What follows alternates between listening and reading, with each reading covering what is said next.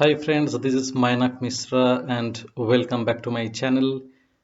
I hope that you and your family members are doing well. The third wave of coronavirus is pretty much here all over the world. So please take care of yourself and your family members. Today I will be discussing with you about Jane Campion's The Power of the Dog. Jane Campion's The Power of the Dog is a wonderful Western film as well as a detailed psychodrama. She has shot the film in New Zealand.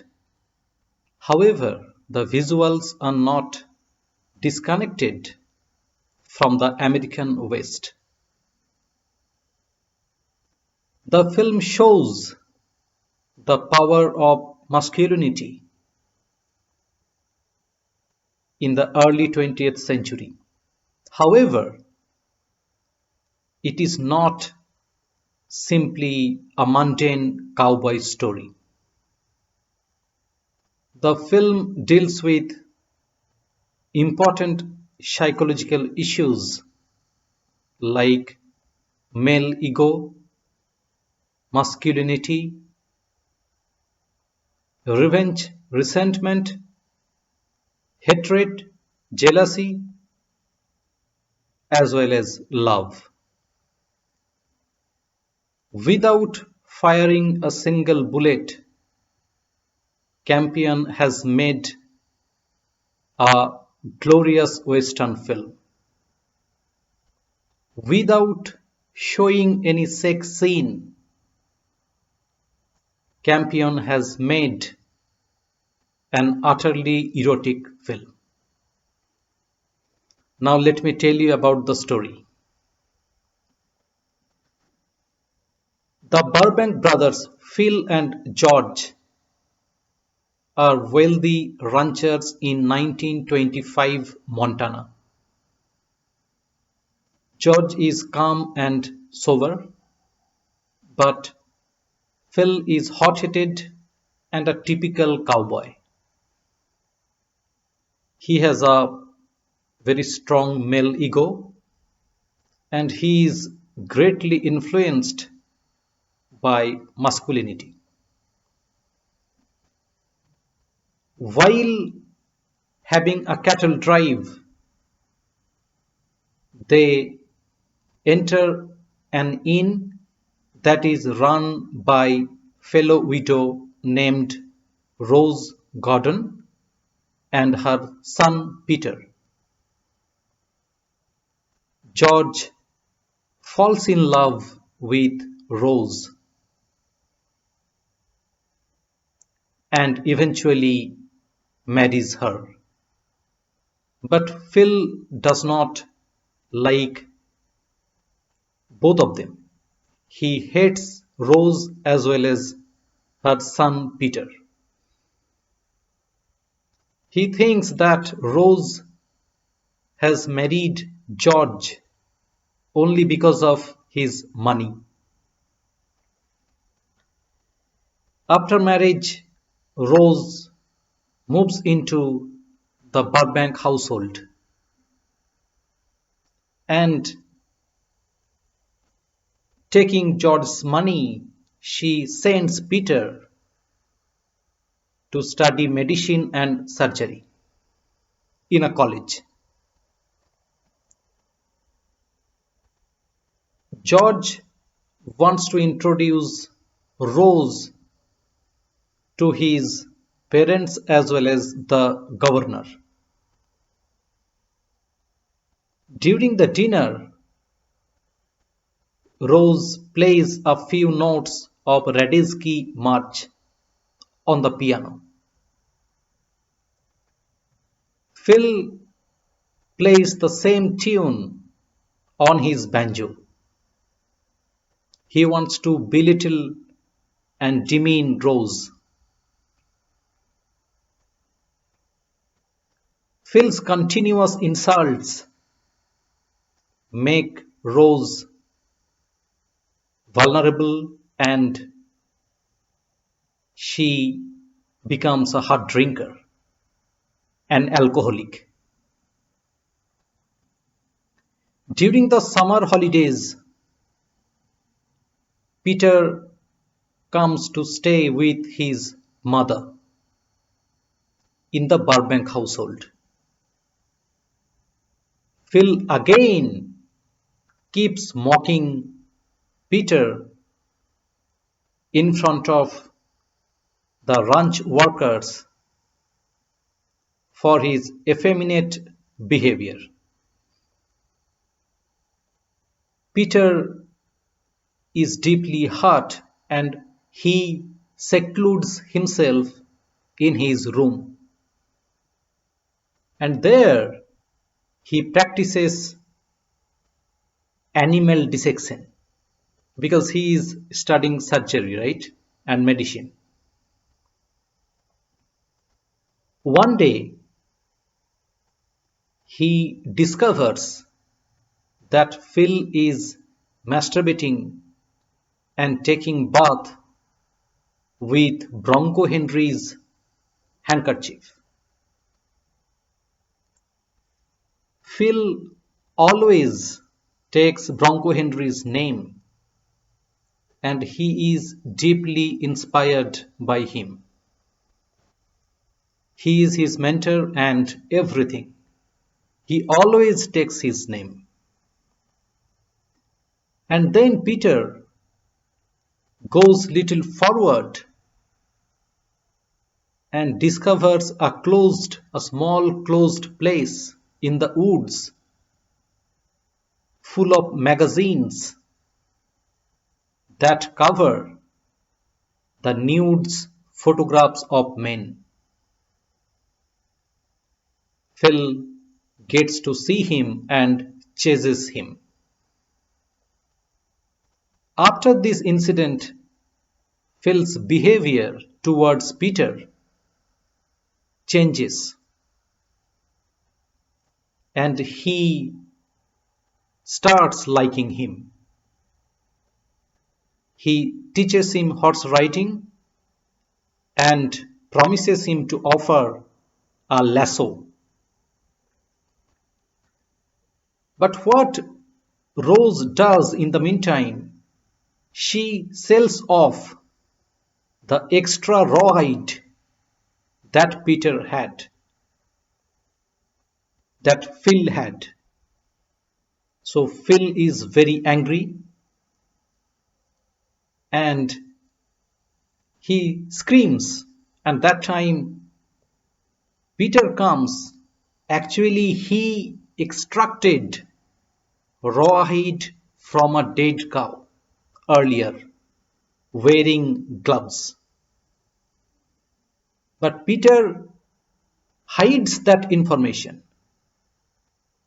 He does not tell Phil that the hide actually got extracted from a dead cow because Phil generally avoids the raw hides from the dead cow.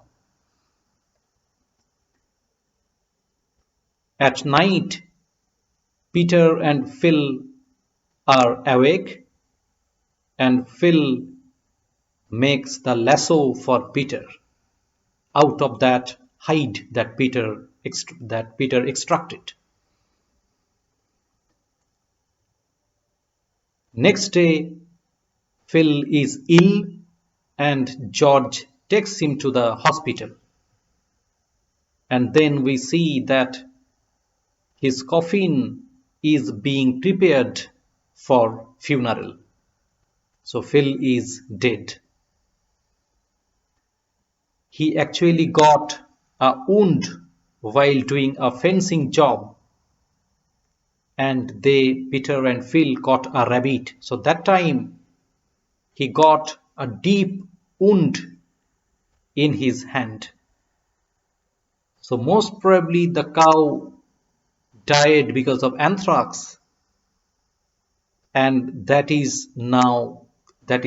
got contaminated in Phil's hand and that's why most probably he died. George, the doctor tells George that most probably Phil died because of anthrax. George is very surprised because he knows that Phil would always avoid hides from dead cows. Peter opens a book of common prayer and reads the lines from Psalm 22. Deliver my soul from the sword, my darling, from the power of the dog. And the film ends with Peter watching Rose and George embracing each other. So this is the story. However, the power of the dog is not a simple and mundane cowboy story. It is a multi-layered film. In the first half, we see Phil as a hot-headed, extremely male egocentric cowboy, typical cowboy. He does not take bath very often and stinks. He hates Rose and Peter. But then suddenly in the second half, we see the sexual behavior of Phil. In the first half, Phil's sexuality is not shown. And in the second half, we see that Peter discovers Phil masturbating and then taking bath with Bronco Henry's handkerchief. And then he also discovers a small closed place full of magazines from with that cover nude photographs of men. So it is confirmed that Phil is gay. Campion has shown the sexual repression of Phil in this film. That's why this film is a multi-layered film. The film also raises multiple questions regarding Phil's death. Is it a murder or a mere accident?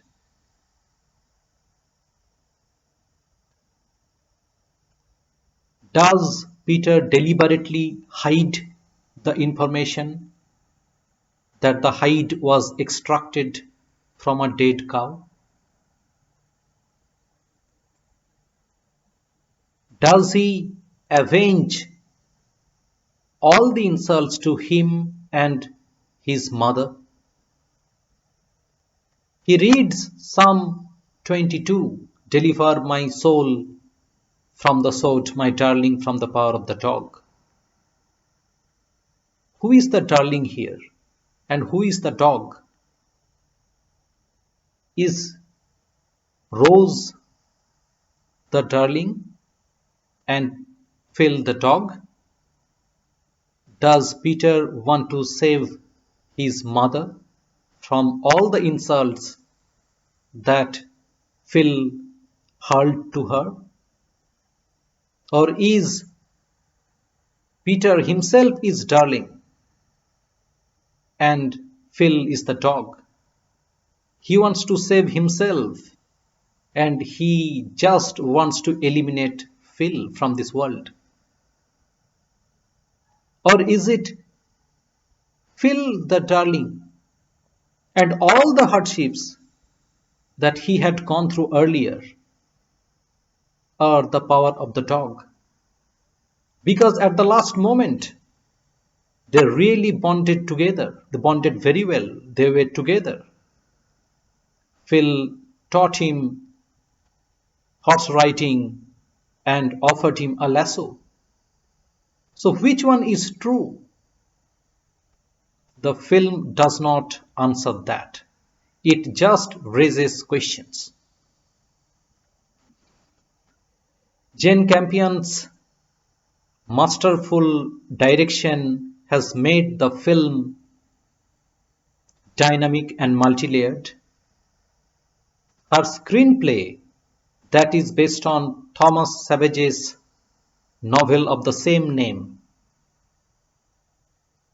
is full of masculinity, dynamic, and suddenly turns into an utterly erotic film. The screenplay is very detailed. One of the most important aspects of the film that must be mentioned is music. The music by Johnny Greenwood. The background score that is used in the film is almost always filled with tension. There is pain, there is anxiety, anger, and that is represented by Johnny Greenwood's music. At any point of time, the music portrays the feelings and moods of the characters. The music resonates with the sufferings of Rose and Peter. Ari Wegner's magnificent cinematography depicts mountainous Montana in New Zealand because the film was shot in New Zealand. However, it perfectly portrays 1925 Montana. It's a beautiful and glorious film. You just see the cinematography and you will love it. The anger, revenge, hatred, jealousy of Phil is reflected in the brilliant acting by